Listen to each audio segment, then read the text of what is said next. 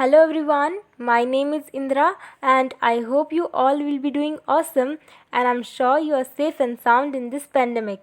So dear learners, on the behalf of Amazing Learning Platform, that is your bright Avishkar, I have come here again with new advanced vocabularies because I want we all to be an advanced English speaker. And I hope previous lecture was beneficial for you and you have got new vocabularies. So without wasting our time, let's get started.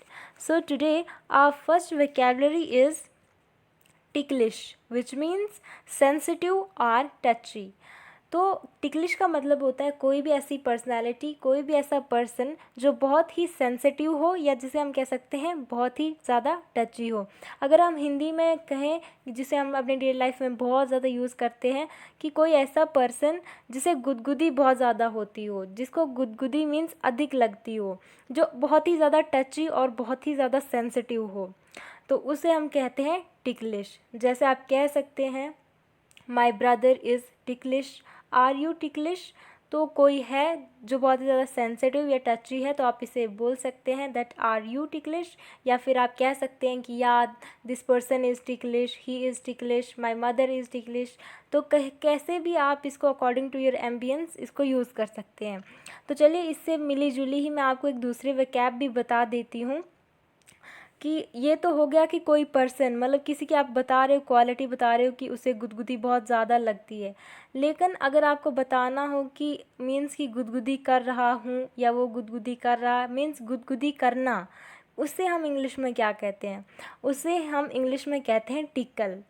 Ticklish हो गया वो personality जो इसको show करती है, और tackle हो गया कि आप किसी को गुदगुदी कर रहे हो, मीन्स गुदगुदी करने को हम कहते हैं टिकल. जैसे I am tickling, he tickles, she tickles, या वाई आर यू टिकलिंग मी. तो वैसे आपको बोलना हो तो उसके लिए आप टिकल का यूज़ करें. लेकिन आप किसी पर्सनैलिटी को बताना चाहते हैं उसकी क्वालिटी, तो आप उसके लिए करें यूज़ टिकलिश. दोनों डिफरेंट चीज़ें हैं, थोड़ी मिली जुली हैं, तो मैंने आपके साथ शेयर कर दी. So I hope you have got कि कहाँ आपको टिकलिश यूज़ करना है और कहाँ आपको टिकल यूज़ करना है. और टिकल के आप डिफरेंट फॉर्म्स भी अकॉर्डिंग टू योर टेंस जो है वो यूज़ कर सकते हैं. तो चलिए देखते हैं नेक्स्ट हमारे पास क्या है. तो नेक्स्ट वोकैबुलरी हमारे पास nepotism. Using your power or influence to give unfair advantage to your family, especially by giving them jobs, जिसे हिंदी में कहते हैं हम भाई भतीजावाद.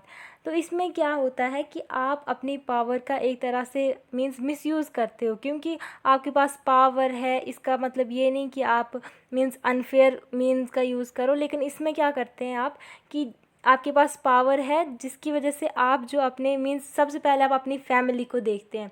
किसी भी चीज़ में हो तो सबसे पहले आपको जो दिमाग में आता है वो अपनी फैमिली आती है. दैट मीन्स अगर आप किसी भी चीज़ में एक अच्छे ओहदे पे हो तो सबसे पहले कुछ भी हो तो आप मीन्स की चाहते हो कि मेरी फैमिली आगे बढ़े, मेरी फैमिली को ही जॉब मिले. तो हम कह सकते हैं कि आपको मीन्स टैलेंट से ज़्यादा जो है वो इन्फ्लुएंस रहता है कि ये मेरी फैमिली है तो मुझे इनको आगे बढ़ाना है. आपने सुना होगा कि बॉलीवुड में मैक्सिमम टाइम जो है नेपोटिज्म की बात चलती है. आपने ये भी सुना होगा कि बहुत सारे लोगों का कहना होता है कि अगर एक एक्टर है तो डेफिनेटली उसका बेटा भी एक्टर ही होगा, या कोई सिंगर है या कोई पॉलिटिशियन है तो उनके आगे भी जो है वो पॉलिटिशियन ही होगा. तो उसको हम एक तरह से नेपोटिज्म कह सकते हैं. कि जैसे बॉलीवुड में आपने देखा होगा मैक्सिमम जो बड़े बड़े डायरेक्टर हैं, फिल्म मेकर हैं या एक्टर हैं, तो उनके बेटे या बेटियां जो है वो भी उसी फील्ड में कुछ ना कुछ कर रहे हैं. तो इसको एक तरह से आप नेपोटिज्म ले सकते हैं कि ऐसा उनको मीन्स एडवांटेज मिलती है कि दूसरे भी तो आते हैं बॉलीवुड में, लेकिन जो उनकी मीन्स की बच्चे होते हैं, अपने भतीजे होते हैं, तो उन्हें जो है इस बात की ज़्यादा एडवांटेज मिलती है कि उनके पेरेंट्स जो हैं वो पहले ही इस फील्ड में, इस इंडस्ट्री में हैं.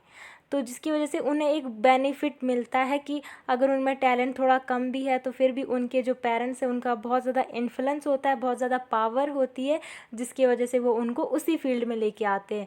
तो इसको आप एक तरह से नेपोटिज्म ले सकते हैं. तो देखते हैं फिर एग्जांपल्स. जैसे आई हेट नेपोटिज्म बिकॉज हर एक को इक्वल अपॉर्चुनिटी मिलनी चाहिए. मतलब उसके टैलेंट को देख के, उसके अंदर क्या क्या क्वालिटीज़ है उसको देख के, रादर देन कि उसका फैमिली बैकग्राउंड क्या है.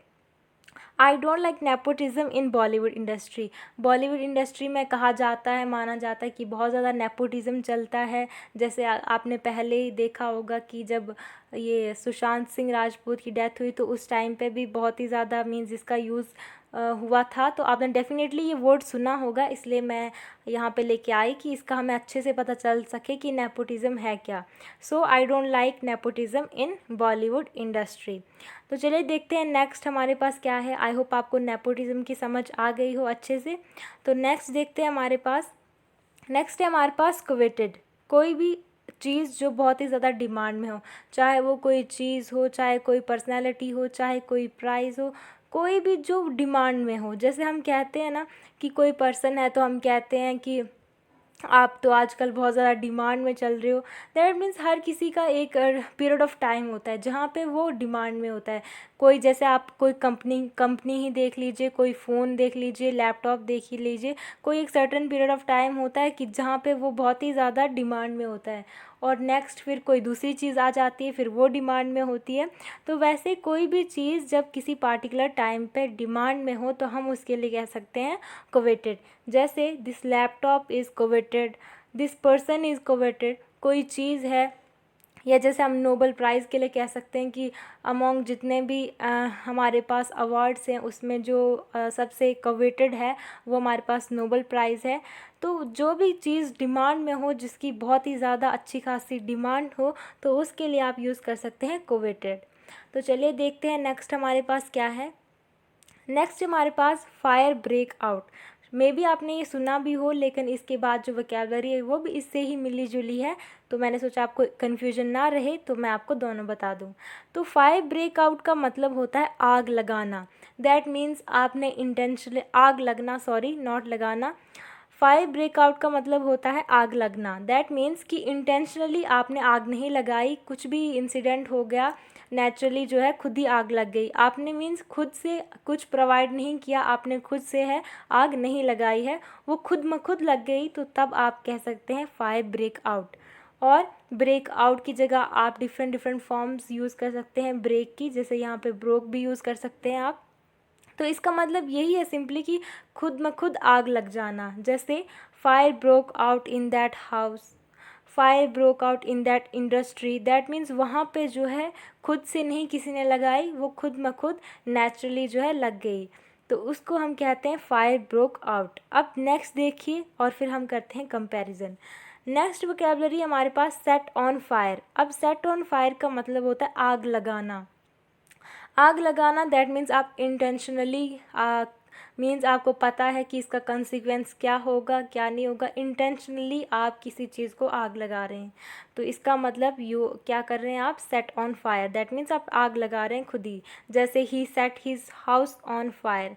तो यहाँ पे देख लीजिए, जब आपने मीन्स कि यहाँ पे सेट की स्पेलिंग गलत हो गई है, तो आप वो देख लेना कि जो सेट है यहाँ पे उसके आगे आपको क्या करना है, उसके आगे आपको वो मतलब जिसको आप आग लगा रहे हैं तो उसको उसका आपने मेंशन करना है, उसके बाद आपने ऑन फायर यूज़ करना है। जैसे एग्जांपल में है he set his house on fire, तो आपने किसको आग लगाई, मीन्स उस इंसान ने किसको आग लगाई, अपने हाउस को, तो फिर हमने हाउस लिखना है, उसके बाद on fire. She said her car on fire, उसने जो है अपनी कार को दैट मीन्स आग लगाई। तो उसके बाद आप ऐसे यूज़ कर सकते हैं कि कोई भी चीज़ जिसको आप आग लगा रहे हैं, शी सेट, उसके बाद जिसको आग लगा रहे हैं और उसके बाद ऑन फायर। तो आई होप आपको समझ आ गया कि जो पिछली वोकैबुलरी थी वो थी फायर ब्रेकआउट, जिसका मतलब था कि खुद ब खुद आग लग गई, लेकिन सेट ऑन फायर का मतलब होता है कि आप खुद जो है जानबूझ के किसी चीज़ को आग लगा रहे हैं। और यहाँ पे ये स्पेलिंग आप देख लेना, ये SAT वाला सेट नहीं, SET वाला सेट है, टाइपिंग मिस्टेक है। एंड आई होप आपको जो है ये वोकैबुलरीज जहाँ मीन्स जो भी अभी तक आपको मिली, आपको इनसे बहुत ज़्यादा बेनिफिट हुआ है, और ये आपको जो कन्फ्यूजन होगी इन दो में वो भी क्लियर हो गई आज, कि ब्रेक आउट फायर अगर खुद में खुद आग लग जाए तो उसे इंग्लिश में, क्योंकि हम जनरली क्या कहते हैं कि हम कुछ भी हो जाए तो हम फायर सेट ऑन मतलब कुछ भी लगा लेते हैं, लेकिन इसकी असली इंग्लिश यही है कि अगर खुद में खुद लग जाए तो फायर ब्रेकआउट, और अगर हम खुद से लगाएं तो set on fire. So I hope you have got today's lecture, and thank you very much for watching the video. Do like, share and subscribe the channel. Stay happy, stay safe and stay healthy.